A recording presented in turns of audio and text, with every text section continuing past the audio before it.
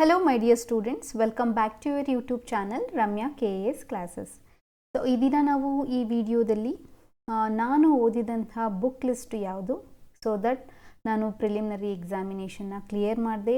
ಅದೇ ಬುಕ್ಕನ್ನ ರೆಫರ್ ಮಾಡಿ ನಾನು ಮೇನ್ಸ್ ನೋಟ್ಸನ್ನು ಕೂಡ ಮಾಡ್ಕೊಂಡಿದ್ದೀನಿ. ಈ ವಿಡಿಯೋದಲ್ಲಿ ನನ್ನ ಬುಕ್ಸ್ ಲಿಸ್ಟನ್ನು ಹೇಳ್ತೀನಿ. ಅದಕ್ಕಿಂತ ಮುಂಚೆ ಏನು ಮಾಡಬೇಕು, ನೀವು ಇನ್ನು ಚಾನಲ್ಗೆ ಸಬ್ಸ್ಕ್ರೈಬ್ ಆಗಿಲ್ಲ ಅಂತಂದರೆ ದಯವಿಟ್ಟು ಸಬ್ಸ್ಕ್ರೈಬ್ ಆಗಿ, ಲೈಕ್ ಮಾಡಿ, ಕಮೆಂಟ್ ಮಾಡಿ ಮತ್ತು ಶೇರ್ ಮಾಡಿ. ಮೊದಲನೇದಾಗಿ ಎಲ್ಲ ಬುಕ್ಸನ್ನು ನಾನು ಓದಿಲ್ಲ.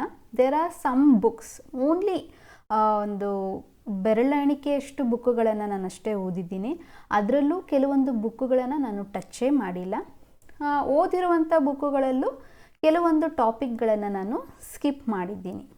ಸೊ ಯಾಕೆ ಸ್ಕಿಪ್ ಮಾಡಿದ್ದೀನಿ, ಆ ಟಾಪಿಕ್ಗಳು ಯಾವುದು ಅನ್ನೋದನ್ನು ಮುಂದಿನ ವಿಡಿಯೋದಲ್ಲಿ ನೋಡ್ಕೊತ ಹೋಗೋಣ. ಬಟ್ ಈ ವಿಡಿಯೋದಲ್ಲಿ ಬುಕ್ ಲಿಸ್ಟನ್ನು ನೋಡೋಣ.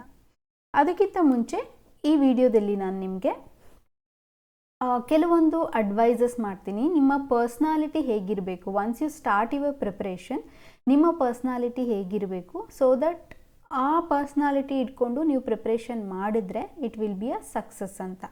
ಹಾಗಾಗಿ ವಿಡಿಯೋನ ಕೊನೆ ತನಕ ನೋಡಿ, ಸ್ಕಿಪ್ ಮಾಡಬೇಡಿ. ನಿಮ್ಮ ಫ್ರೆಂಡ್ಸ್ಗೆ ಶೇರ್ ಮಾಡಿ. ಅವರು ಯಾರಾದರೂ ಎಕ್ಸಾಮಿನೇಷನ್ ಬರೀತಿದ್ರೆ ಖಂಡಿತ ಈ ವಿಡಿಯೋ ಹೆಲ್ಪ್ ಆಗುತ್ತೆ.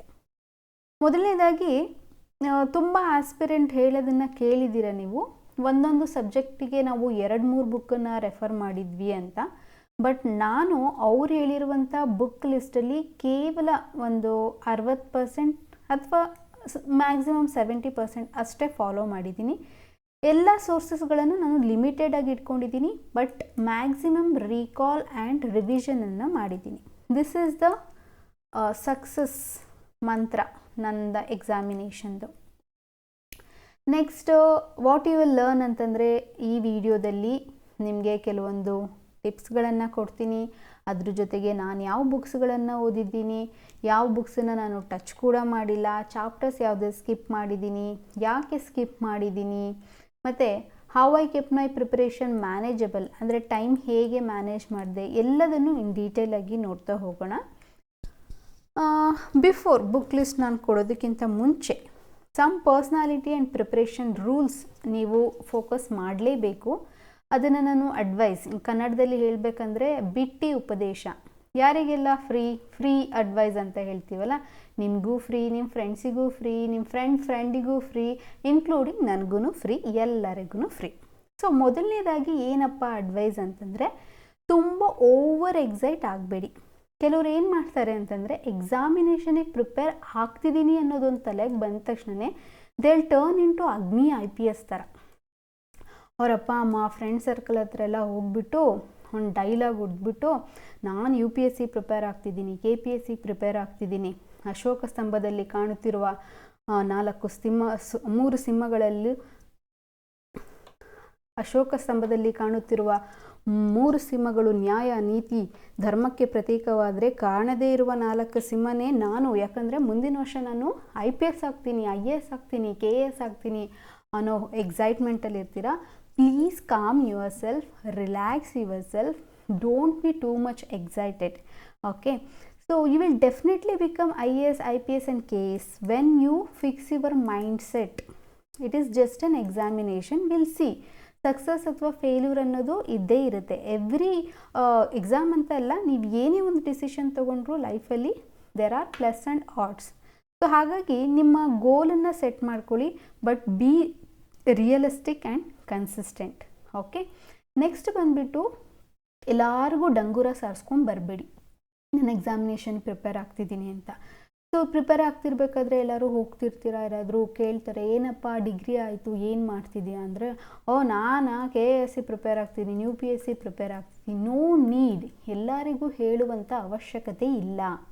ನಿಮ್ಮ ಒಂದು ಕ್ಲೋಸ್ಡ್ ಸರ್ಕಲ್ ಏನಿರುತ್ತೆ, ಫ್ಯಾಮಿಲಿ ಮೆಂಬರ್, 1 or 2 ಫ್ರೆಂಡ್, ನಿಮ್ಗೆ ಯಾರು ವೆರಿ ಟ್ರಸ್ಟಬಲ್ ಅಂತ ಅನ್ನಿಸ್ತಾರೆ ಅವ್ರ ಹತ್ರ ಅಷ್ಟೇ ಡಿಸ್ಕಸ್ ಮಾಡಿ. ಓಕೆ, ಅಲ್ಲಿ ತನಕ ದೊಡ್ಡ ಅನೌನ್ಸ್ಮೆಂಟ್ ಮಾಡುವಂಥ ಅವಶ್ಯಕತೆ ಇಲ್ಲ. ಯಾಕಂದರೆ ಹೇಳ್ತಾರಲ್ಲ, ಬೇಗ ದೃಷ್ಟಿ ಆಗಿಬಿಡುತ್ತೆ, ಕೆಟ್ಟ ದೃಷ್ಟಿಗಳು ಮೊದಲೇ ನಮ್ಮನ್ನು ಕಂಡ್ರೆ ಊರ್ಕೊಳೋರು ಒಬ್ಬರ ದುಶ್ಮನ್ ಕಹ ಅಂದರೆ ಊರು ತುಂಬ ಹೇ ಅಂತ ಅಲ್ವಾ. ಹಾಗಾಗಿ ಅಷ್ಟೊಂದು ಎಲ್ಲರಿಗೂ ಹೇಳ್ಕೊಂಡು ಬರೋ ಅವಶ್ಯಕತೆ ಇಲ್ಲ. Next, don't change your personality. ನೀವು ಎಕ್ಸಾಮಿಗೆ ಪ್ರಿಪೇರ್ ಆಗ್ತಿದ್ದೀರಾ ಅಷ್ಟೇ, ಆಯಿತಾ? ಹಂಗಂತಂದ್ಬಿಟ್ಟು ನೀವು ಫುಲ್ಲು ನಿಮ್ಮನ್ನು ಒಂದು ಋಷಿಗಳ ಥರ ಮಾಡ್ಕೊಂಡ್ಬಿಡೋದು ಅಥವಾ ಎಲ್ಲೋ ಒಂದು ಲೋಕದಲ್ಲಿ ಕಳೆದೋಗಿರೋದು. ಫಾರ್ ಎಕ್ಸಾಂಪಲ್ 8 hours ಸ್ಟಡಿ ಅಂತ ಹಾಕ್ಕೊಂಡಿರ್ತೀರ. ಇನ್ ಬಿಟ್ವೀನ್ ನಿಮ್ಮಮ್ಮ ಬಂದುಬಿಟ್ಟು ಒಂಚೂರು ಅರ್ಜೆಂಟ್ ಇದೆ ಕಣೋ, ಹೋಗಿ ಇದೇನೋ ಅಡುಗೆ ಸಾಮಾನು ತೊಗೊಬಂದ್ಬಿಡು, ಇಲ್ಲ ನನಗೇನೋ ಹೆಲ್ಪ್ ಮಾಡಿಬಿಡು ಅಂದರೆ, ಇಲ್ಲ ನಾನು ಓದ್ತಾ ಇದ್ದೀನಿ, ನನಗೆ ಆಗಲ್ಲ. ಏನು ಒಂದು 5-10 ನಿಮಿಷ ಹೆಲ್ಪ್ ಮಾಡಿಬಿಟ್ರೆ ಏನಾಗುತ್ತೆ? ಏನೂ ಆಗಲ್ಲ. ಅದೇ ರೀತಿ ನಿಮಗೊಂದು ಹಾಬೀಸ್ ಇರುತ್ತೆ, ಸಿಂಗಿಂಗ್, ಡ್ಯಾನ್ಸಿಂಗ್ ಆಗಿರ್ಬೋದು, ಕೆಲವರು ಪೇಂಟ್ ಮಾಡ್ತಿರ್ತೀರ, ಕುಕ್ಕಿಂಗ್, ಗಾರ್ಡನಿಂಗ್, ಈ ಥರ. ಸೊ ಈ ಪ್ರಿಪ್ರೇಷನಲ್ಲೂ ನಿಮ್ಮ ಪರ್ಸ್ನಾಲಿಟಿನ ರಿಟೈನ್ ಮಾಡ್ಕೊಳ್ಳಿ. Don't change your personality just because of this examination. Okay, next, study to clear the exam, not to make the PhD. ಸೊ ನೀವು ಇಲ್ಲಿ ಒಂದು PhD ಮಾಡಬೇಕು ಅನ್ನೋ ಲೆವೆಲಿಗೆ ಏನು ಆಕಾಶ ತಲೆ ಮೇಲೆ ಬಿದ್ದೋರ ಥರ ಓದೋ ಅವಶ್ಯಕತೆ ಇಲ್ಲ. ನಾನು ಅದನ್ನೇ ಪ್ರೀವಿಯಸ್ ವಿಡಿಯೋದಲ್ಲಿ ಹೇಳಿದ್ದೀನಿ.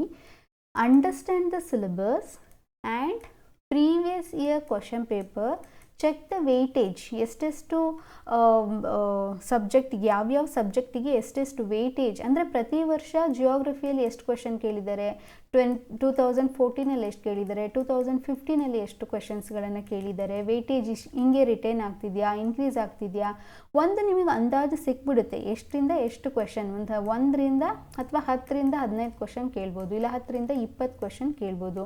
ಈ ರೀತಿ ಅನಲೈಸ್ ಮಾಡಿಕೊಂಡು ಎಕ್ಸಾಮಿಗೆ ಏನು ಬೇಕೋ ಅಷ್ಟೇ ಓದಿ. You are not here to do the PhD ಮಾಡೋದಕ್ಕೆ ನೀವಿಲ್ಲಿ ಬಂದಿಲ್ಲ. Don't try to do that. So focus on the syllabus, previous year question paper and do the revision. Next, ನೀವೇನು ಡೆಡಿಕೇಟೆಡ್ ಟೈಮ್ ಕೊಟ್ಟಿರ್ತೀರ, 8 hours ಅಥವಾ 12 hours. ಸಮ್ಟೈಮ್ಸ್ ವರ್ಕಿಂಗ್ ಇರ್ತಾರೆ, ಅವ್ರಿಗೆ 4 hours ಅಷ್ಟೇ ಕೊಡೋಕ್ಕಾಗತ್ತೆ, sometimes 6 hours. ನೀವು ದಿನಕ್ಕೆ 1 hour ಕೊಡಿ. ಏನೋ ನಂಗೆ ಹುಷಾರಿರಲಿಲ್ಲ ಮೇಡಮ್, ಅದರಲ್ಲೂ ನಾನು 1 hour ಅಷ್ಟೇ ಓದೋಕ್ಕೆ. ಓಕೆ, 1 hourಲ್ಲೇ you should ensure that the quality of the study. Okay, ನಾನು 8 hourರಲ್ಲಿ 100 pages ಓದಿದ್ದೀನಿ ಅಂದ್ಕೊಳ್ಳಿ. ಆದರೆ ನನಗೆ ರಿಕಾಲ್ ಮಾಡಬೇಕಾದ್ರೆ 1 ಪೇಜಿಂದನೂ ನೆನಪಾಗ್ತಿಲ್ಲ, ಅಥವಾ ಒಂದು 10 ಪೇಜಿಂದನೂ ನನಗೆ ಕಾನ್ಸೆಪ್ಟ್ ನನಗೆ ತಲೆಯಲ್ಲಿ ಇಲ್ಲ ಅಂತಂದರೆ ಆ 8 hours ಓದಿರೋದು ವೇಸ್ಟ್. ನೀವು 1 hourಲ್ಲಿ ಜಸ್ಟ್ 10 page ಓದಿ. ಆ 10 pageಲ್ಲಿ ಇರೋ ಅಷ್ಟು ಕಾನ್ಸೆಪ್ಟ್ ನನಗೆ ಕ್ಲಿಯರ್ ಆಗಿದೆ. ಅದರಲ್ಲಿ ಹೆಂಗೆ ಬೇಕಾದರೂ ಉಲ್ಟಂಬಲ್ಟ ಕ್ವಶನ್ ಕೇಳಿದ್ರು ನಾನು ಅದನ್ನು ಅಪ್ಲೈ ಮಾಡಿ ನನ್ನ ನಾಲೆಜ್ನ 10 pagesಲ್ಲಿ ನಾನು ಏನು ಓದಿದ್ದೀನಿ ಆ ನಾಲೆಜ್ನ ಅಪ್ಲೈ ಮಾಡಿ ನಾನು ಆನ್ಸರ್ ಮಾಡಬಲ್ಲೆ ಅಂದರೆ that is the quality of the study. Okay, when it is a study time, study with full attention. ಓದಬೇಕಾದ್ರೆ ಟಾಕ್ಸಿಕ್ ಫಿಲಮು ಯಾವಾಗ ರಿಲೈಸ್ ಆಗುತ್ತಪ್ಪ, ಅಯ್ಯೋ ಬಿಗ್ ಬಾಸ್ ಸೀಸನ್ 13 ಯಾವಾಗ ಸ್ಟಾರ್ಟ್ ಆಗುತ್ತಪ್ಪ, ಆಯಿತಾ? ಇದನ್ನೆಲ್ಲ ಥಿಂಕ್ ಮಾಡಬೇಡಿ. ವೆನ್ ಯು ಸ್ಟಡಿ ಅಷ್ಟೇ. Okay, don't divert. ನೆಕ್ಸ್ಟ್, ನಿಮ್ಮ success ನೋಡಿ ಪೀಪಲ್ ಶುಡ್ ಗೋ ಮ್ಯಾಡ್, ಆದರೆ ನೀವೇ ಹುಚ್ಚರಾಗೋದಲ್ಲ ಸ್ಟಡಿ ಮಾಡ್ತಾ. ಕೆಲವೊಂದು ಗಾದೆ ಹೇಳ್ತಾರಲ್ಲ, ಓದಿ ಹುಚ್ಚ ಆಗಿದ್ದಾನೆ ಅವನು ಅಂತ, ಆ ಥರ ಮಾಡ್ಕೊಬೇಡಿ. Don't let your preparation journey consume your mental peace. Mental peace is very important. ಏನೋ ಒಂದು ಬರ್ಡನ್ ಥರ, ಏನೋ ಒಂದು ಸ್ಟ್ರೆಸ್ ಮಾಡಿಕೊಂಡು ಅಯ್ಯೋ ಇದಾಗಿಲ್ಲ ಅಂತಂದರೆ ನನ್ನದು ಲೈಫೇ ಇಲ್ಲ ಅನ್ನೋ ಥರ ಓದಬೇಡಿ. Okay, next, keep the book list very limited. ನಿಮ್ಮ ಸೋರ್ಸಸ್ ಆಫ್ ಸ್ಟಡಿ ಏನಿದೆ ಅದು ತುಂಬ ಲಿಮಿಟೆಡ್ ಆಗಿದ್ದರೆ ಅಷ್ಟು ಒಳ್ಳೆಯದು. ಬಟ್ ಲಿಮಿಟೆಡ್ ಆಗಿದೆ ಅಂತಂದ್ಬಿಟ್ಟು ನಾನು ಸಿಲೆಬಸ್ಸಲ್ಲಿ ಬರೀ ಒಂದೇ ಒಂದು ನ್ಯಾಷನಲ್ ಅಫೇರ್ಸ್, ಕರೆಂಟ್ ಅಫೇರ್ಸ್ ಅಷ್ಟೇ ಓದ್ತೀನಿ ಮ್ಯಾಮ್, ಇಂಟರ್ನ್ಯಾಷನಲ್ ಓದಲ್ಲ ಅಂತ, ಹಾಗಲ್ಲ. ಈ ನ್ಯಾಷನಲ್ ಅಫೇರ್ಸಿಗೆ ಮತ್ತು ಇಂಟರ್ನ್ಯಾಷನಲ್ ಕರೆಂಟ್ ಅಫೇರ್ಸ್ಗೆ ಎಷ್ಟು ಬೇಕು ರಿಸೋರ್ಸು? ಒಂದು ನ್ಯೂಸ್ ಪೇಪರ್ ಓದಿದರೆ ಸಾಕು, ದ ಹಿಂದೂ. ಅದನ್ನು ಬಿಟ್ಬಿಟ್ಟು ನಾನು 10 ನ್ಯೂಸ್ ಪೇಪರ್ ಓದ್ತೀನಿ, that is the wrong. So limit ರಿಸೋರ್ಸನ್ನು ಇಟ್ಕೊಬಿಟ್ಟು ರಿಪೀಟೆಡ್ ರಿವಿಷನನ್ನು ಮಾಡಿ. ಇಲ್ಲ ನಾನು ಪ್ರತಿಯೊಂದು ಸಬ್ಜೆಕ್ಟಿಗೂ ಒಬ್ಬ ಆಥರ್ ಅಂತ ಇಟ್ಕೊಂಡ್ಬಿಟ್ಟು ಅವರು ಎಡಿಷನ್ ಅಂದರೆ ಎವ್ರಿ ಇಯರ್ ಅಥವಾ ಎವ್ರಿ 2 years ಒನ್ಸ್ ಏನು ಮಾಡ್ತಾರೆ, ಹೊಸ ಬುಕ್ಸ್ ಬಿಡ್ತಾ ಇರ್ತಾರೆ. ಎಲ್ಲ ಬುಕ್ಕೂ ಕಲೆಕ್ಟ್ ಮಾಡಿಕೊಂಡು ನೀವು ಲೈಬ್ರರಿಯನ್ನು ಮಾಡ್ಕೊಬೇಡಿ. ನಿಮ್ಮ ಬಿಸ್ನೆಸ್ ಇರೋದು ಎಕ್ಸಾಮ್ನ ಕ್ಲಿಯರ್ ಮಾಡೋದು, not to make a library. ಮುಂದೆ ಲೈಬ್ರರಿ ಮಾಡಿ ಬಿಸ್ನೆಸ್ ಮಾಡಬೇಕು ಅಂತ ಏನಾದರೂ ಒಂದು ಮೈಂಡ್ ಸೆಟ್ ಇದ್ದರೆ go ahead. But examination clear ಮಾಡಬೇಕು ಅಂತಿದ್ರೆ keep the book list limited and repeatedly study that and revise that. Next, study during the study hours but not in other time. ಕೆಲವ್ರು ಏನು ಮಾಡ್ತಾರೆ ಅಂತಂದರೆ ಉಸಿರಾಡ್ತಿರ್ಬೇಕಾದ್ರೂ ಓದೋದು, ಏನೇ ಕಾನ್ವರ್ಸೇಷನ್ ಆದರೂ ಓದೋದು, every moment about the examination ಬಗ್ಗೆನೇ ಥಿಂಕ್ ಮಾಡೋದು. ಚಂದ ರೊಟ್ಟಿ ಮಾಡಿ ಪಲ್ಯ ಮಾಡಿ ಕೊಟ್ಟಿರ್ತಾರೆ ಅಮ್ಮ, ಊಟ ಮಾಡಬೇಕಾದ್ರೂ ಅಯ್ಯೋ ಇವತ್ತು ಎಕನಾಮಿಯಲ್ಲಿ ಅದೇನೋ ಓದೆ, GDP ಅಂತ ಓದೆ, GDP ಅಂದ್ರೇನಪ್ಪ, GNP ಅಂದ್ರೇನಪ್ಪ, ಆಯಿತು ಬ್ರೇಕ್ ಟೈಮಲ್ಲಿ ಟೀ ಕುಡಿಯೋಕ್ಕೆ ಹೋಗಿರ್ತೀರ ಫ್ರೆಂಡ್ಸ್ ಜೊತೆ, ಆರ್ಟಿಕಲ್ಸ್ 82 ಅಂದರೆ ಏನಲ್ಲೇ ಅಂತ ಅಲ್ಲೂ ಡಿಸ್ಕಸ್ ಮಾಡ್ತಿದ್ದೀರ. ನೋ, ಅದು ಸ್ಟಡಿ ಟೈಮಲ್ಲಿ ಅಷ್ಟೇ ಮಾಡಿ. ಊಟ ಮಾಡಬೇಕಾದ್ರೆ enjoy the meal, enjoy your meal, enjoy your T V ಟೈಮಲ್ಲಿ TV ಎಂಜಾಯ್ ಮಾಡಿ. ಓಕೆ, ನಿಮ್ಮ ಬೇರೆ ಮೆಡಿಟೇಷನ್, ಯೋಗ, ಎಕ್ಸಸೈಸ್ ಏನಿದೆ, ಅಥವಾ ಹಾಫ್ ಆನ್ ಅವರ್ ನಿಮ್ಮ ತಂದೆ ತಾಯಿ ಜೊತೆ ಕೂತ್ಕೊಂಡು ಮಾತಾಡಿ, ಕಾನ್ವರ್ಸೇಷನ್, ಒಂದು ಗುಡ್ ಕಾನ್ವರ್ಸೇಷನ್ ಇಟ್ಕೊಳ್ಳಿ. ಅದ್ರ ಬದಲು ಎಲ್ಲ ಟೈಮಲ್ಲೂ ಸ್ಟಡಿ ಬಗ್ಗೆನೇ ಥಿಂಕ್ ಮಾಡೋದು ಇಟ್ಸ್ ನಾಟ್ ಕರೆಕ್ಟ್. ನೆಕ್ಸ್ಟ್, ಡಿಸ್ಟ್ರಾಕ್ಷನನ್ನು ರೆಡ್ಯೂಸ್ ಮಾಡಿ ಅಟ್ಲೀಸ್ಟ್ 1 ಇಯರ್. ಸೊ ನಾನು ಏನು ಹೇಳಿದೆ ಅಂದರೆ 1 ಇಯರ್ ನಿಮ್ಮದು ಡೆಡಿಕೇಶನ್, ಒಂದು ಡೆಡಿಕೇಟೆಡ್ ಪ್ರಿಪ್ರೇಷನ್ಗೆ ನೀವು ಕೊಡಲೇಬೇಕು. It is like A foundation course ಥರ, ಆಯಿತಾ? ಈ 1 ಇಯರ್ ಆದಮೇಲೆ ಬೇಕಾದ್ರೆ ಏನು ಮಾಡಬೇಕಂತ ನೆಕ್ಸ್ಟ್ ಸ್ಲೈಡಲ್ಲಿ ಹೇಳ್ತೀನಿ. ಯಾಕಂದರೆ ಈ 1 ಇಯರಲ್ಲಿ ನೀವು ಯಾವುದೇ ಫೆಸ್ಟಿವಲ್ ಆಗಿರ್ಬೋದು, ಮ್ಯಾರೇಜ್ ಆಗಿರ್ಬೋದು, ಅಲ್ಲಿಗೆಲ್ಲ ಹೋಗೋದು ಟೈಮ್ ಓಕೆ. ಈ 1 ದಿನ ವರಮಹಾಲಕ್ಷ್ಮಿ ಹಬ್ಬಕ್ಕೆ ನೀವು ಸೆಲೆಬ್ರೇಷನ್ ಮಾಡಬೇಕಂದ್ರೆ ಮಾಡಿ, but immediately next day you should be back to the study mood. Okay, 1 ವಾರ ವರಮಹಾಲಕ್ಷ್ಮಿ ಮಾಡಿದೆ, no, that is not correct. ಈ 1 ದಿನ ನೀವೇನು ಫೆಸ್ಟಿವಲಿಗೆ, ಸೆಲೆಬ್ರೇಷನ್ಗೆ ಅಂತ ಹಾಕಿರ್ತೀರಲ್ಲ, ಅದು ವೀಕ್ಲಿ ಒನ್ಸ್ ಬ್ರೇಕ್ ಅಂತ ಸಂಡೇ ಅಥವಾ ಬೇರೆ ಯಾವುದಾದ್ರು ದಿನ ತೊಗೊಂಡಿರ್ತೀರಲ್ಲ, ಅದಕ್ಕೆ ಇಲ್ಲಿ ನೀವು ಕಾಂಪನ್ಸೇಟ್ ಮಾಡಬೇಕು, ಆಯಿತಾ? ಇಲ್ಲೂ ತೊಗೊಂಡೆ, ವೀಕ್ಲಿ ಒನ್ಸ್ ಬ್ರೇಕು ತೊಗೊಂಡೆ, ಹಂಗೆ ಮಾಡಬೇಡಿ. Next, don't compare. ನಿಮ್ಮ ಪ್ರಿಪ್ರೇಷನ್ನು ನಿಮ್ಮದು, ನಿಮ್ಮ ಫ್ರೆಂಡ್ ಪ್ರಿಪ್ರೇಷನ್ ನಿಮ್ಮದು. ಅವನೇನು ಓದ್ತಿದ್ದಾನೆ, ಅವನು ಎಷ್ಟು ಅವರ್ ಓದ, ಡೋಂಟ್ ನೆವರ್ ಎವರ್ ಕಂಪೇರ್. ನಿಮ್ಮ ಪ್ರಿಪ್ರೇಷನ್ ಆಗಿರ್ಬೋದು, ಪ್ರಿಪ್ರೇಷನ್ ಕೊಡುವಂಥ ಅವರ್ಸ್ ಆಗಿರ್ಬೋದು, ಬುಕ್ ಲಿಸ್ಟ್ ಆಗಿರ್ಬೋದು, ಟೆಸ್ಟ್ ಸೀರೀಸ್ ಸ್ಕೋರ್ ಆಗಿರ್ಬೋದು, ಯಾವುದನ್ನು ಕೂಡ ನಿಮ್ಮ ಫ್ರೆಂಡ್ಸ್ ಜೊತೆ ಕಂಪೇರ್ ಮಾಡ್ಕೊಳಕ್ಕೆ ಹೋಗಬೇಡಿ. ನಿಮಗೆ ನೀವೇ ಕಾಂಪಿಟೇಟರ್. ಎವ್ರಿ ಡೇ ನಾನು ಎಷ್ಟು ಬೆಟರಾಗಿ ಕಾನ್ಸೆಪ್ಟ್ಸ್ನ ಅರ್ಥ ಮಾಡ್ಕೊತಿದ್ದೀನಿ, ಎಷ್ಟು ಬೇಗ ನಾನು ಸಿಲೆಬಸ್ನ ಕಂಪ್ಲೀಟ್ ಮಾಡ್ಕೊತಿದ್ದೀನಿ, ಅದ್ರ ಮೇಲೆ ಫೋಕಸ್ ಮಾಡಿ. Better version of you every day, ಅದನ್ನು ಮೆಷರ್ ಮಾಡಬೇಕೇ ಹೊರತು ಬೇರೆಯವ್ರ ಜೊತೆ ಕಂಪೇರ್ ಮಾಡಬೇಡಿ. Next, build a like minded circle. ಅಂದರೆ ನಿಮ್ಮದು ಒಂದು ಫ್ರೆಂಡ್ ಸರ್ಕಲನ್ನು ಬೇರೆ ಯಾರಾದರೂ ಎಕ್ಸಾಮಿನೇಷನ್ಗೆ ಓದ್ತಿದ್ರೆ ಅವ್ರ ಜೊತೆ ಒಂದು ಫ್ರೆಂಡ್ ಸರ್ಕಲ್ ಮಾಡ್ಕೊಳ್ಳಿ. ಯಾಕೆ ಅಂತಂದರೆ ನಾಟ್ ಟು ಚಿಟ್ ಚಾಟ್ ಅವ್ರ ನಾಟ್ ಟು ಟೈಮ್ ವೇಸ್ಟ್, ಅಥವಾ ಎಲ್ಲೋ ಪಿಕ್ನಿಕ್ಕಿಗೆ ಹೋಗೋಕ್ಕೆ, ಟ್ರಿಪ್ಗೆ ಹೋಗೋಕ್ಕೆ ಅಲ್ಲ. ಈ ಸ್ಟಡಿ ಏನು ಮಾಡಿರ್ತೀರ ಅದನ್ನು ಡಿಸ್ಕಷನ್ ಮಾಡೋದಕ್ಕೆ ವೀಕ್ಲಿ ಒನ್ಸ್ ಅಥವಾ every day half an hour ನಾವು ಡಿಸ್ಕಸ್ ಮಾಡ್ತೀವಿ ಅಂದರೆ that is also well and good. ಏನಾಗುತ್ತೆ ಅಂದರೆ ನೀವು ನಿಮ್ಮದೇ ಆದಂಥ ಒಂದು ಲೈಕ್ ಮೈಂಡೆಡ್ ಫ್ರೆಂಡ್ ಸರ್ಕಲ್ ಇಟ್ಕೊಂಡಿದ್ರೆ, 1 ದಿನ ನೀವೇನೋ ಕರೆಂಟ್ ಅಫೇರ್ಸ್ ಓದಲಿಲ್ಲ, ಸೊ ಯಾವುದೋ ಒಂದು ಟಾಪಿಕ್ ನಿಮಗೆ ಅರ್ಥ ಆಗಿಲ್ಲ ಅಂದ್ಕೊಳ್ಳಿ, you can ask your friend, ನಾನು ಇವತ್ತು ಓದಿಲ್ಲ, ನ್ಯೂಸ್ ಪೇಪರ್ ಎಕ್ಸ್ಪ್ಲೈನ್ ಮಾಡಿದ್ರೆ he will explain. Some other day ಬೇರೆ ದಿನ ನೀವು ಅವ್ರಿಗೆ ಎಕ್ಸ್ಪ್ಲೈನ್ ಮಾಡ್ತೀರಾ. So it is a win and win situation ಅಲ್ವಾ? ಸೊ ಹಾಗಾಗಿ ಆ ರೀತಿಯಾದಂಥ ಒಂದು ಒಳ್ಳೆ ಫ್ರೆಂಡ್ ಸರ್ಕಲನ್ನು ಇಟ್ಕೊಳ್ಳಿ. Next, understand the capacity of your brain. Your CPU, central processing unit ಅಂತ ನಾವೇನು ಕಂಪ್ಯೂಟ್ರಲ್ಲಿ ನೋಡ್ತೀವೋ ಅದೇ ಥರ ನಮ್ಮಲ್ಲಿ ನಮ್ಮ ಮೆದುಳು ಇದೆಯಲ್ಲ, ದಟ್ ಈಸ್ ವೆರಿ ಪವರ್ಫುಲ್. ಅದರ ಮೇಲೆ ನಂಬಿಕೆ ಇಡಿ. ಯಾಕಂತಂದರೆ ನೀವು 1 ವರ್ಷ ಡೆಡಿಕೇಟೆಡ್ ಆಗಿ ಪ್ರಿಪ್ರೇಷನ್ ಮಾಡಿದ್ರಿ ಅಂತಂದರೆ ಒಂದು 6 ಮಂತ್ಸ್ ಗ್ಯಾಪ್ ಕೊಟ್ಟು ಮತ್ತೆ ಆ 1 ವರ್ಷ ಪ್ರಿಪ್ರೇಷನನ್ನು trust me you will cover in just 4 to 5 months. ನಂದೇ ಒಂದು ಎಕ್ಸಾಂಪಲ್ ಹೇಳ್ತೀನಿ. ನಾನು 1 ಇಯರ್ ಸ್ಟಾರ್ಟಿಂಗ್ ಪ್ರಿಪ್ರೇಷನಲ್ಲಿ Karnataka geography book by doctor Ranganath ಅವರ ಬುಕ್ಕನ್ನು ನಾನು 1 ಮಂತ್ ತೊಗೊಂಡಿದ್ದೆ ಫಸ್ಟ್ ರೀಡಿಂಗಲ್ಲಿ. ಆದರೆ ಫಸ್ಟ್ ರೀಡಿಂಗಲ್ಲಿ ನಾನು ಒಂದೇ ಸತಿ ರೀಡಿಂಗ್ ಅಲ್ಲ, ಇದರಲ್ಲಿ ಮತ್ತೆ ವೀಕ್ಲಿ ಒನ್ಸು, 15 ಡೇಸ್ ಬಂತು, ಮಂತ್ಲಿ ಒನ್ಸ್ ಅಂತ ರಿವೈಸ್ ಮಾಡಿದ್ದೆ. ಸೊ ಈ 1 ಮಂತಲ್ಲಿ ನನಗೆ ಆಲ್ರೆಡಿ 2 to 3 ರೀಡಿಂಗ್ಸ್ ಆಗೋಗಿತ್ತು. ಆಯಿತಾ. ಆಫ್ಟರ್ 1 ಇಯರ್ 6 ಮಂತ್ಸ್ ಏನೋ ಗ್ಯಾಪ್ ಇತ್ತು, ನಾನು ಬೇರೆ ಎಕ್ಸಾಮ್ಸಿಗೆ ಓದಿರಲಿಲ್ಲ. ಅದಾದಮೇಲೆ ಮತ್ತೆ ನಾನು ಈ ಬುಕ್ಕನ್ನು ಓದಿದ್ದು ವಿತಿನ್ 1 ವೀಕಲ್ಲಿ ನಾನು ಕಂಪ್ಲೀಟ್ ಮಾಡಿದ್ದೀನಿ. ಈಗ ನನಗೆ ಸೇಮ್ ಬುಕ್ಕು ಕೊಟ್ಟು ಓದೋಕ್ಕೆ ಹೇಳಿದರೆ ವಿತಿನ್ 1 or 2 ಡೇಯಲ್ಲಿ ನಾನು ಕಂಪ್ಲೀಟ್ ಮಾಡ್ತೀನಿ. That is the power of every once brain. Okay, trust that. So ಈ ಬ್ರೈನ್ನ, ನಮ್ಮ ಹೆಲ್ತನ್ನ ನೋಡ್ಕೋಬೇಕು. Have a good eating habit, exercise, sleep and mental clarity. ಮತ್ತು ಇನ್ನೊಂದು the beauty of the brain ನಾನೇನು ಹೇಳ್ತೀನಿ ಅಂತಂದರೆ, 2 ಥರ ಅದು ಸಬ್ಜೆಕ್ಟ್ಗಳನ್ನು ಅಥವಾ ಟಾಪಿಕ್ಗಳನ್ನು ಸ್ಟೋರ್ ಮಾಡುತ್ತೆ. ಒಂದು, ನಾವು ಯಾವಾಗ ರಿಕರಿಂಗ್ ಅಂದರೆ ರಿಪೀಟೆಡ್ಲಿ ಒಂದು ವಿಷಯವನ್ನು ನೋಡ್ತಾ ಇರ್ತೀವಿ, ಓದ್ತಾ ಇರ್ತೀವಿ, ಅದು ಮೈಂಡಲ್ಲಿ ಕೂತ್ಕೊಳ್ಳುತ್ತೆ. ಇನ್ನೊಂದು ನಮಗೆ ತುಂಬ ಇಷ್ಟವಾಗಿದ್ದಂಥದ್ದು, ಒಂದು ರಿಪೀಟೆಡ್ ಆಗಿ ನೋಡುವಂಥ ವಿಷಯಗಳು. ಎಕ್ಸಾಂಪಲ್ ಹೇಳ್ತೀನಿ. ಸೊ ನೀವು ಪ್ರೈಮರಿ ಸ್ಕೂಲಲ್ಲಿ ನಿಮ್ಗೆ ಯಾರೋ ಒಬ್ಬರು ಪೆಟ್ ಟೀಚರ್ ಇರ್ತಾರೆ, ಆಯಿತಾ. ಅದನ್ನು ನೀವು 1 ವರ್ಷ ಫುಲ್ಲು UKGನೋ LKGನೋ ಫಸ್ಟ್ ಸ್ಟ್ಯಾಂಡರ್ಡೋ ಅವ್ರು ನಿಮಗೆ ಟೀಚ್ ಮಾಡಿರ್ತಾರೆ.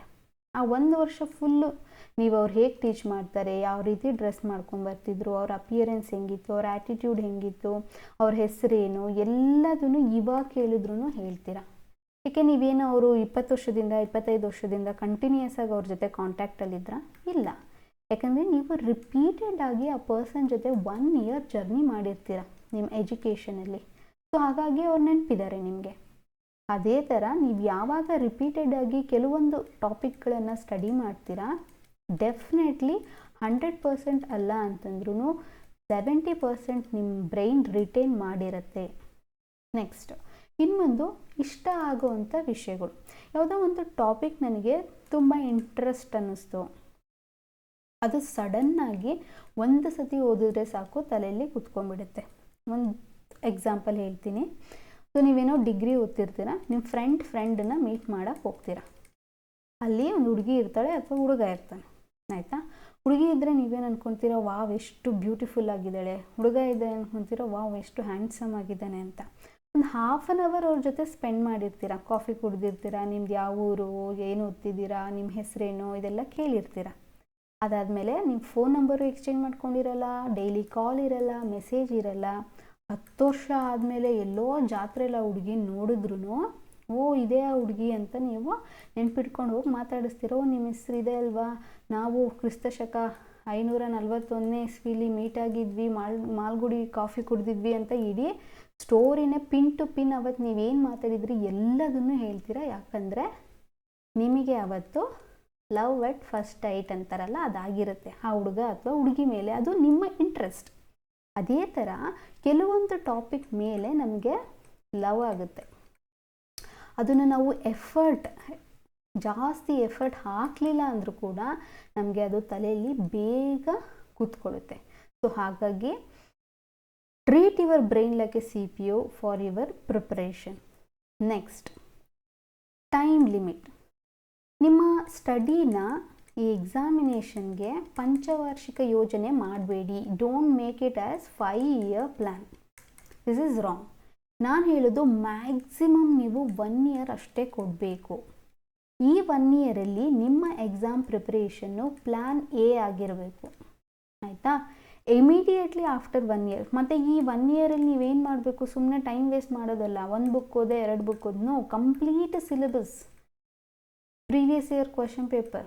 ಅಟ್ಲೀಸ್ಟ್ ನೀವು ಓದಿದ್ರಲ್ಲಿ ಒಂದು 70% ಆದರೂ ನಿಮ್ಮ ತಲೆಯಲ್ಲಿ ಇರಬೇಕು. ಆ ರೀತಿ ನೀವು ಇಂಟೆನ್ಸಿವ್ ಆಗಿ ನೀವು 1 ಇಯರ್ ಪ್ರಿಪ್ರೇಷನ್ ಕೊಟ್ಟರೆ, next you should shift this examination preparation as a plan B. ಇಮಿಡಿಯೇಟಾಗಿ ನೆಕ್ಸ್ಟ್ ಇಯರು ನೀವು ಕೆಲಸಕ್ಕೆ ಸೇರ್ಕೊಳ್ಳೋದು ಅಥವಾ ಫರ್ದರ್ ಕೋರ್ಸ್ ಬೇರೆ ಏನಾದರೂ ಮಾಸ್ಟರ್ ಡಿಗ್ರಿ ಮಾಡೋದಿತ್ತು, PhD ಮಾಡೋದಿತ್ತು, ಅದ್ರ ಮೇಲೆ ಗಮನ ಹರಿಸಿ. ನಿಮ್ಮ ಕರಿಯರ್ ಮೇಲೆ, ನಿಮ್ಮ ಫ್ಯೂಚರ್ ಲೈಫ್ ಮೇಲೆ, ನಿಮ್ಮ ಫೈನಾನ್ಷಿಯಲ್ ಸ್ಟೆಬಿಲಿಟಿ ಮೇಲೆ ಗಮನವನ್ನು ಹರಿಸಿ. ಎಕ್ಸಾಮಿನೇಷನ್ಗೆ 5 ವರ್ಷ 6 ವರ್ಷ ಕುತ್ಕೊಂಡು ಓದಬೇಡಿ. ಹಾಗಾದರೆ ಮೇಡಮ್ ನಾನು 1 ವರ್ಷ ಓದಿರ್ತೀನಿ, ಆವಾಗ ಕಾಲ್ ಫಾರ್ ಮಾಡಿರಲ್ಲ, ಒಂದು 2 ವರ್ಷ ಆದಮೇಲೆ ಕಾಲ್ ಮಾಡ್ತಾರೆ, ಆವಾಗ ನಾನು ಏನು ಮಾಡಲಿ ಅಂತಂದರೆ, ಎಸ್, ನೀವು 1 ವರ್ಷ ಪ್ರಿಪ್ರೇಷನ್ ಮಾಡಿರ್ತೀರಾ, ಅದು ನಿಮ್ಮದು ಒಂದು ಫೌಂಡೇಶನ್ ಸ್ಟ್ರಾಂಗ್ ಆಗಿರುತ್ತಾ? ನೀವೇನು ಅಪ್ಡೇಟ್ ಮಾಡಬೇಕಾಗಿರುತ್ತೆ? ಕರೆಂಟ್ ಅಫೇರ್ಸ್ ಅಪ್ಡೇಟ್ ಮಾಡಬೇಕಾಗಿರುತ್ತೆ. ಆಲ್ರೆಡಿ ಓದಿರೋ 1 ಇಯರ್ ಸಬ್ಜೆಕ್ಟ್ನ ರೀಕಾಲ್ ಮಾಡಬೇಕಾಗಿರುತ್ತೆ ಅಷ್ಟೇ. ನೀವೇನು ಸ್ಕ್ರ್ಯಾಚಿಂದ ಮತ್ತು ಬೇಸಿಂದ ನೀವೇನು ಓದೋ ಅಂಥ ಅವಶ್ಯಕತೆ ಇರಲ್ಲ ಅಲ್ವಾ? ಅವಾಗ ನೀವೇನು ಮಾಡಬೇಕಂದ್ರೆ, ನೀವು 9 to 5 ಜಾಬ್ ಹೋಗ್ತಿರ್ತೀರ ಅಲ್ವಾ? ಅಲ್ಲಿ ನೀವೊಂದು ಡೈಲಿ ಒಂದು 2 to 3 hours ಕೊಟ್ಟರೂ ಸಹ ಆರಾಮ್ಸೆ you can prepare for further 1 year as an examination plan B ಆಗಿ ಇಟ್ಕೊಳ್ಳಿ. ಸೊ ಇದಕ್ಕೆ ಅಂತಲೇ ನಿಮ್ಮ ಜೀವನನೇ ಕೊಡೋ ಅಂಥ ಅವಶ್ಯಕತೆ ಇಲ್ಲ. ನೆಕ್ಸ್ಟ್ ಇದಿಷ್ಟು ಅಡ್ವೈಸ್ಗಳಾಗಿತ್ತು. ಮುಂದೆ ಬುಕ್ ಲಿಸ್ಟನ್ನು ನೋಡ್ತಾ ಹೋಗೋಣ. ನಾನು ಸಬ್ಜೆಕ್ಟ್ ವೈಸ್ ಬುಕ್ ಲಿಸ್ಟ್ ಕೊಟ್ಟಿದ್ದೀನಿ. ಇದು both for UPSC and KPSC. ನಾನು ಇದೇ ಬುಕ್ಸನ್ನ ರೆಫರ್ ಮಾಡಿದ್ದೀನಿ. ಕೆಲವೊಂದು ಬುಕ್ಸ್ನ ನಾನು ಕಂಪ್ಲೀಟಾಗಿ ಓದಿದ್ದೀನಿ. ಕೆಲವೊಂದು ಬುಕ್ಕಲ್ಲಿ ಕೆಲವೊಂದು ಟಾಪಿಕ್ಗಳನ್ನು ಸ್ಕಿಪ್ ಮಾಡಿದ್ದೀನಿ. ಮತ್ತು ಓದಿರುವಂಥ ಬುಕ್ಗಳನ್ನು, ಕಾನ್ಸೆಪ್ಟ್ಗಳನ್ನು ರಿವೈಸ್ ಮಾಡಿದ್ದೀನಿ. ಫಸ್ಟಿಗೆ ನೋಡೋಣ. ಆಲ್ರೆಡಿ ಹೇಳಿದ್ದೀನಿ ಇದನ್ನು, 20 ಬುಕ್ ಇಟ್ಕೋಬೇಡಿ ಅಥವಾ ಲೈಬ್ರರಿ ಮಾಡ್ಕೋಬೇಡಿ, ಒಂದು ಡಿಸಿಪ್ಲಿನಾಗಿ ಇಟ್ಕೊಳ್ಳಿ. ಪ್ರತಿ ಟೈಮ್ ಟೇಬಲನ್ನು ಎಕ್ಸಿಕ್ಯೂಟ್ ಮಾಡೋಕ್ಕೆ ಟ್ರೈ ಮಾಡಿ, ಕನ್ಸಿಸ್ಟೆನ್ಸಿ ಇರಲಿ, ಆಯಿತಾ? ಹಿಸ್ಟ್ರಿಯಲ್ಲಿ ancient, medieval, modern Indian history. ನಾನಿಲ್ಲಿ ಏನ್ಷಿಯಂಟ್ ಮತ್ತು ಮೆಡಿವಲ್ ಎರಡಕ್ಕೂ ಸಹ ತಮಿಳ್ನಾಡು NCERT 11th ಸ್ಟ್ಯಾಂಡರ್ಡ್ ಬುಕ್ಕನ್ನು ಓದಿದ್ದೀನಿ. ಯಾಕಂದರೆ ಇದರಲ್ಲಿ ಏನ್ಷಿಯಂಟ್ ಹಿಸ್ಟ್ರಿ ಮತ್ತು ಮೆಡಿವಲ್ ಹಿಸ್ಟ್ರಿ ಎರಡೂ ಕವರ್ ಆಗಿರೋದ್ರಿಂದ ಇದು ಒಂದು ಬುಕ್ಕನ್ನಷ್ಟೇ ನಾನು ರೆಫರ್ ಮಾಡಿರೋದು. ಇನ್ಯಾವುದೇ ಸ್ಟ್ಯಾಂಡರ್ಡ್ ಬುಕ್ ಆಗಲಿ ಮೆಟೀರಿಯಲ್ ಆಗಲಿ ನಾನು ಓದಿಲ್ಲ. ಪ್ಲಸ್ ಪ್ರತಿಯೊಂದು ಸಬ್ಜೆಕ್ಟ್ ನಾನು ಏನು ಹೇಳ್ತಾ ಹೋಗ್ತೀನಿ ಅದ್ರ ಜೊತೆ current affairs plus previous year question paper analysis compulsory ನಾನು ಮಾಡಿದ್ದೀನಿ. ನೆಕ್ಸ್ಟು ಮಾಡರ್ನ್ ಇಂಡಿಯನ್ ಹಿಸ್ಟ್ರಿಗೆ ನಾನು ಸ್ಪೆಕ್ಟ್ರಮ್ ಬುಕ್ ಓದಿದ್ದೀನಿ. ಇದರಲ್ಲೂ ಅಷ್ಟೇ ಕೆಲವೊಂದು ಚಾಪ್ಟರ್ಸ್ಗಳನ್ನು ಸ್ಕಿಪ್ ಮಾಡಿದ್ದೀನಿ ಮತ್ತು ಕೆಲವೊಂದು ಚಾಪ್ಟರ್ಗಳಲ್ಲಿ ಟಾಪಿಕ್ಸ್ಗಳನ್ನು ಸ್ಕಿಪ್ ಮಾಡಿದ್ದೀನಿ. ಅದು ನಿಮಗೆ ಓದ್ತಾ ಗೊತ್ತಾಗುತ್ತೆ. ಯಾಕಂದರೆ ನಿಮ್ಮದು ಸಿಲೆಬಸ್ ನಿಮ್ಮ ತಲೆಯಲ್ಲಿ ಇದ್ದರೆ ಟೇಬಲ್ ಆಫ್ ಕಂಟೆಂಟ್, ಬುಕ್ಕಿಂದು ಟೇಬಲ್ ಆಫ್ ಕಂಟೆಂಟ್ ನೋಡ್ತಿದ್ದಂಗೆ ನಿಮಗೆ ಗೊತ್ತಾಗುತ್ತೆ ನಾನು ಯಾವುದನ್ನು ಓದಬೇಕು, ಯಾವುದನ್ನು ಸ್ಕಿಪ್ ಮಾಡಬೇಕು ಅಂತ. ಸೊ ಇನ್ ಕೇಸ್ ನಿಮಗೇನಾದರೂ ಪ್ರತಿಯೊಂದು ಬುಕ್ಕಲ್ಲೂ ನಾನು ಓದಿದಂಥ ಚಾಪ್ಟರ್ಸ್ ಅಥವಾ ಸ್ಕಿಪ್ ಮಾಡಿದಂಥ ಚಾಪ್ಟರ್ಸ್ ಲಿಸ್ಟ್ ಬೇಕಂದರೆ ಕಮೆಂಟ್ ಸೆಕ್ಷನಲ್ಲಿ ಕಮೆಂಟ್ ಹಾಕಿ, ಮುಂದಿನ ವಿಡಿಯೋದಲ್ಲಿ ನಾನು ಅದನ್ನು ಹೇಳ್ತೀನಿ. ನೆಕ್ಸ್ಟ್ ಕರ್ನಾಟಕ ಹಿಸ್ಟ್ರಿಗೆ ನಾನು ಓದಿದಂಥ ಒಂದೇ ಒಂದು ಬುಕ್ ಅಂದರೆ Suryanath Kamath plus current affairs and previous year questions ಅಷ್ಟೆ. ನೆಕ್ಸ್ಟ್ ಇಂಡಿಯನ್ ಪಾಲಿಟಿ, ಇಂಡಿಯಾ ಆಗಿರ್ಬೋದು, state polity, constitution through out India same ಇರೋದ್ರಿಂದ ನಾನು ಲಕ್ಷ್ಮೀಕಾಂತ್ ಬುಕ್ಕನ್ನು ಓದಿದ್ದೀನಿ. ಅಗೇನ್ ದ ಎಂಟೈರ್ ಲಕ್ಷ್ಮೀಕಾಂತ್ ನಾನು ಓದಿಲ್ಲ. ಗೊತ್ತಿರುತ್ತೆ ನಿಮಗೆ main topics of constitution repeatedly ಕೇಳುವಂಥದ್ದು. ಪ್ರಿಯಂಬಲ್ ಆಗಿರ್ಬೋದು, fundamental rights, fundamental duty, citizenship ಆಗಿರ್ಬೋದು, DPSP ಆಗಿರ್ಬೋದು, ಪ್ರೆಸಿಡೆಂಟ್, ಈ ರೀತಿಯಾದಂಥ ಸೆಲೆಕ್ಟೆಡ್ ಚಾಪ್ಟರ್ಸ್ನ ನಾನು ಓದಿದ್ದೀನಿ. ಅಗೇನ್ ನಿಮಗೆ ಈ ಸೆಲೆಕ್ಟೆಡ್ ಚಾಪ್ಟರ್ಸ್ ಲಿಸ್ಟ್ ಬೇಕಂದರೆ ಕಮೆಂಟ್ ಬಾಕ್ಸಲ್ಲಿ ಕಮೆಂಟ್ ಮಾಡಿ ತಿಳಿಸಿ, ಅದಕ್ಕೆ ಒಂದು ಸಪ್ರೇಟ್ ವಿಡಿಯೋನ ಮಾಡೋಣ. Next Indian economy, very crisp, ತುಂಬಾ ಸ್ಮಾಲ್ ಬುಕ್ ಇದು. 100 pages ಅಷ್ಟೇ ಇದೆ ನಿಮಗೆ, ಬಟ್ ದ ಕಾನ್ಸೆಪ್ಟ್ ಎಕ್ಸ್ಪ್ಲೇನ್ ಮಾಡಿರೋದು ಇಸ್ ಅಲ್ಟಿಮೇಟ್. ಈ ಒಂದು ಬುಕ್ಕನ್ನ ನೀವು ಓದಿದ್ರೆ ಸಾಕು, ನಿಮಗೆ ಬೇಸಿಕ್ ಆಫ್ ದ ಎಕಾನಮಿ ಅರ್ಥ ಆಗುತ್ತೆ. ಆಗ ನೀವು ಎಕಾನಮಿಯಲ್ಲಿ RBI ಅಂದರೆ ಕರೆಂಟ್ ಅಫೇರ್ಸಲ್ಲಿ RBI, SEBI, ರಿಫಾರ್ಮ್ಸು, steps, monetary policies, fiscal policies, ಇವ್ರು ಏನು ತೊಗೊತಿದ್ದಾರೆ ಮೆಷರ್ಮೆಂಟ್ ಅಂತ, ಇದನ್ನು ಅರ್ಥ ಮಾಡ್ಕೊಂಡು ಕರೆಂಟ್ ಅಫೇರ್ಸ್ ಓದಿದ್ರೆ ಈಸಿಯಾಗಿ ಅರ್ಥ ಆಗುತ್ತೆ. That is by Shankar Ganesh. Next geography, ನಾನು NCERT ಓದಿದ್ದೀನಿ, ಯಾವುದೇ ಸ್ಟ್ಯಾಂಡರ್ಡ್ ಬುಕ್ ನಾನು ಓದಿಲ್ಲ. ಅದರಲ್ಲೂ ಕೂಡ ಇಂಡಿಯನ್ ಪೀಪಲ್ ಆ್ಯಂಡ್ ಎಕಾನಮಿ ಇದನ್ನು ನಾನು ಓದಿಲ್ಲ. ಅದು ಬಿಟ್ಬಿಟ್ಟು fundamental of human geography, fundamental of physical geography and physical environment, ಈ 3 ಬುಕ್ಕು. ಇದು 11th and 12th standard of NCERT ಜಿಯೋಗ್ರಫಿ ಬುಕ್. ನೆಕ್ಸ್ಟ್ ಕರ್ನಾಟಕ ಜಿಯೋಗ್ರಫಿಗೆ ಡಾಕ್ಟರ್ ರಂಗನಾಥ್ ಅವರು ಬರೆದಿರುವಂಥ ಬುಕ್ಕು. ಈ ಬುಕ್ಕನ್ನು ಅಷ್ಟೇ ನಾನು ಕಂಪ್ಲೀಟಾಗಿ ಓದಿದ್ದೀನಿ. Very important. Most of the questions ನಿಮ್ಮದು ಜಿಯೋಗ್ರಫಿಯಲ್ಲಿ ಕರ್ನಾಟಕ ರೈಲ್ವೆ ಬಗ್ಗೆ ಆಗಿರ್ಬೋದು, Karnataka rivers and falls, Karnataka climatic zones, previous year question paper ತೆಗೆದು ನೋಡಿ, ಇದೆಲ್ಲ ಕೇಳಿದರೆ ಈ ಬುಕ್ಕಿಂದನೇ ತೊಗೊಂಡಿರೋದವರು. ನೆಕ್ಸ್ಟ್ ಎನ್ವಿರಾನ್ಮೆಂಟ್ ಸೈನ್ಸಿಗೆ ಅಗೇನ್ ಒಂದು standard book, that is by Shankar IAS academy. ಇದರಲ್ಲೂ ನಾನು ಕೆಲವೊಂದು ಸೆಲೆಕ್ಟೆಡ್ ಚಾಪ್ಟರ್ಸ್ನ ಸ್ಕಿಪ್ ಮಾಡಿದ್ದೀನಿ. ನೆಕ್ಸ್ಟ್ ಕರೆಂಟ್ ಅಫೇರ್ಸ್ ನಾನು ಫಾಲೋ ಮಾಡಿದ್ದು ಯಾವುದೇ ಒಂದು ಮ್ಯಾಗ್ಝಿನನ್ನು ರೆಫರ್ ಮಾಡಿಲ್ಲ. ಡೈಲಿ ಹಿಂದೂ ನ್ಯೂಸ್ ಪೇಪರ್ ಓದ್ತಿದ್ದೆ ಮತ್ತು ಪ್ರಜಾವಾಣಿ ಓದ್ತಾ ಇದ್ದೆ. ಯಾಕಂತಂದರೆ ಒಂದು ಸ್ವಲ್ಪ ದಿನ ನಾನು ಮ್ಯಾಗ್ಝಿನ್ಸ್ನ ಓದಿದೆ, ಆದರೆ ನನಗೇನು ಅಷ್ಟೊಂದು ಸ್ಯಾಟಿಸ್ಫೈಡ್ ಅನ್ನಿಸ್ತಿರ್ಲಿಲ್ಲ. ಅಥವಾ ಕೆಲವೊಂದು ನಾನೇ ಸೆಲ್ಫಾಗಿ ನ್ಯೂಸ್ ಪೇಪರ್ ಓದಿದಾಗ ನನಗೆ ಚೆನ್ನಾಗಿ ಅರ್ಥ ಆಗ್ತಿತ್ತು. ಅದನ್ನು ನಾನು ಇಮಿಡಿಯೇಟಾಗಿ ಪ್ರಿಲಿಮ್ಸ್ ಆ್ಯಂಡ್ ಮೇನ್ಸ್ ಪರ್ಸ್ಪೆಕ್ಟಿವಲ್ಲಿ ಕನೆಕ್ಟ್ ಮಾಡ್ತಿದ್ದೆ. ಸೊ ಒಂದು ವಿಡಿಯೋನ ಡೆಡಿಕೇಟೆಡ್ ವಿಡಿಯೋ ಮಾಡೋಣ, how to read newspaper and how to connect with the prelims, mains as well as interview ಅಂತ. ಸೊ ಇಷ್ಟು ಈ ದಿನದ ವಿಡಿಯೋದಲ್ಲಿ ನಾನು ಹೇಳಬೇಕು ಅಂದ್ಕೊಂಡಿದ್ದೆ. ಹೋಪ್ ನಿಮಗೆ ವಿಡಿಯೋ ಇಷ್ಟ ಆಗಿದೆ ಅಂತ. ಇಷ್ಟ ಆಗಿದರೆ ಲೈಕ್ ಮಾಡಿ, ಕಮೆಂಟ್ ಮಾಡಿ, ಶೇರ್ ಮಾಡಿ. ಮುಂದಿನ ವಿಡಿಯೋದಲ್ಲಿ ಮತ್ತೆ ಸಿಗ್ತೀನಿ. ಅಲ್ಲಿವರೆಗೂ ಸ್ಟಡಿ ವೆಲ್, ಬಾಯ್, ಟೇಕ್ ಕೇರ್.